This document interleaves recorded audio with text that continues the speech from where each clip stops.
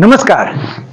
જૂનાગઢ કૃષિ યુનિવર્સિટી ઉજવી રહી છે શ્રી સરદાર વલ્લભભાઈ પટેલની 150મી જન્મ જયંતિ.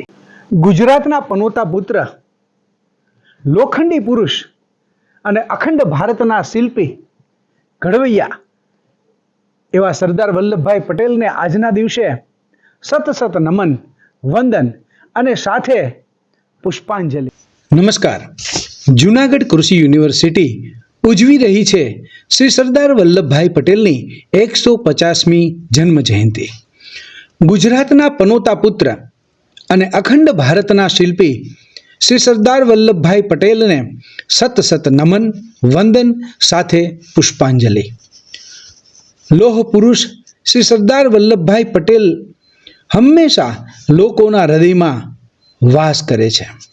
તેમની રાષ્ટ્ર પ્રત્યેની ભાવના, સ્વતંત્રતા સંગ્રામમાં સહયોગ અને ભવ્ય અખંડ ભારતના ઘડવૈયા તરીકેની પૂર્ણતઃ કાર્યદક્ષતાએ આજે ભારતને વૈશ્વિક સ્તરે સન્માન અપાવ્યું છે. ત્યારે જૂનાગઢ કૃષિ યુનિવર્સિટી તેઓના 150મા જન્મ જયંતિ પ્રસંગે પુષ્પાંજલિ, શબ્દાંજલિ અને સરદારની સ્મૃતિ કરી એક અખંડ અને ભવ્ય રાષ્ટ્રના નિર્માણમાં યોગદાન કરી રહ્યું છે. જૂનાગઢ કૃષિ યુનિવર્સિટીમાં આવેલ સરદાર સ્મૃતિ કેન્દ્ર ખાતે શ્રી સરદાર વલ્લભભાઈ પટેલના જીવન કવનની ફોટોગ્રાફીનું સુંદર પ્રદર્શન અહીં ટ્રેનિંગમાં આવતા દરેક ખેડૂત ભાઈઓ અને બહેનોને તથા વિદ્યાર્થીઓ માટે હંમેશા ખુલ્લું રાખવામાં આવે છે. સાથે સાથે ખેડૂતો માટે ખાસ એવોર્ડ પણ અહીં આપવામાં આવે છે, જે એવોર્ડને સરદાર પટેલ રજત જયંતિ એવોર્ડ તરીકે ઓળખવામાં આવે છે. આમ કૃષિ યુનિવર્સિટી હંમેશા શ્રી સરદાર વલ્લભભાઈ પટેલની સ્મૃતિ સાથે આગળ વધી રહી છે. જૂનાગઢ કૃષિ યુનિવર્સિટીના director of research doctor A.G. Pansuriya સાહેબ પણ આ પ્રસંગે શબ્દાંજલિ આપી તેમના તરફ કૃતજ્ઞતા વ્યક્ત કરી રહ્યા છે. નમસ્કાર મિત્રો. ગુજરાત અને ભારતના પનોતા પુત્ર સરદાર પટેલ સાહેબ અને લોખંડી પુરુષ તરીકે ખ્યાતિ પામેલા એવા અને ગુજરાતના નાના ગામમાં ખેડૂત પરિવારમાં જન્મેલા એવા આપણા લોકલાડીના નેતા સરદાર પટેલની જન્મ જયંતિ 150મી આપણે ઉજવવા જઈ રહ્યા છીએ. હર સાલ 31 ઓક્ટોબર સરદાર પટેલ સાહેબની જન્મ જયંતિ સમગ્ર દેશમાં ઉજવાઈ રહી છે. આપણે એમના જીવન કવનથી તો પરિચિત છીએ જ. એમના જે ગુણો છે, સહનશીલતા, નિડરતા, લીડરશિપ, નેતૃત્વ, સમર્પણની ભાવના, રાષ્ટ્ર પ્રત્યેની ભાવના, ત્યાગની ભાવના, સાદાઈભર્યું જીવન, તેમજ ખેડૂતોના મસીહા તરીકે ખ્યાતિ પામેલા એવા નેતાની આપણે જન્મજયંતિ ઉજવવા જઈ રહ્યા છીએ. ત્યારે આપણી જૂનાગઢ કૃષિ યુનિવર્સિટી આ લોખંડી પુરુષના નેતૃત્વ, એમના જીવન કાર્યો, એમના સિદ્ધાંતોને વરેલી છે.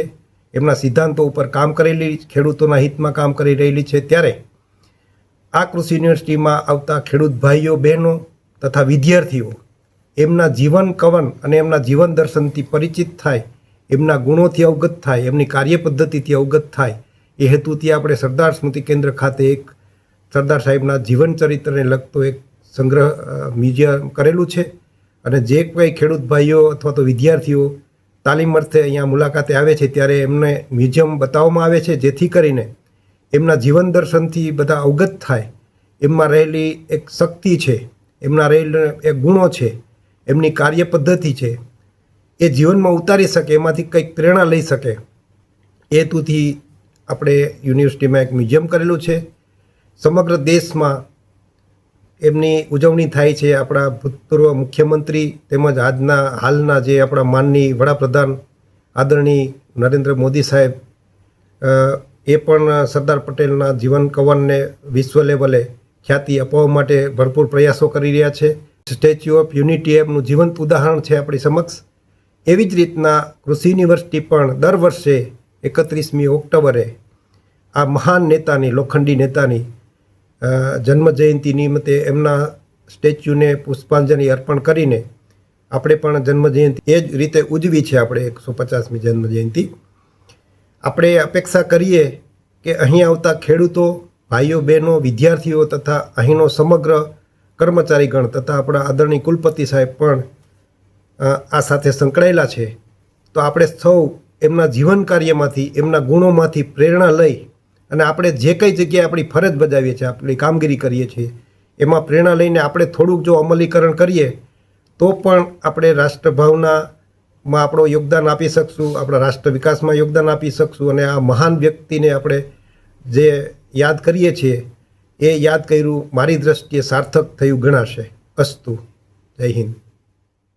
શ્રી સરદાર વલ્લભભાઈ પટેલના કાર્યને હંમેશા વૈશ્વિક સ્તરે યાદ રાખવા તત્કાલીન ગુજરાત રાજ્યના મુખ્યમંત્રી શ્રી નરેન્દ્ર મોદીજી દ્વારા 31મી ઓક્ટોબર 2013ના રોજ સરદાર સરોવરથી લગભગ 3.2 કિલોમીટર દૂર આવેલા નર્મદા નદીના સાધુબેટ ટાપુને પસંદ કરવામાં આવ્યો.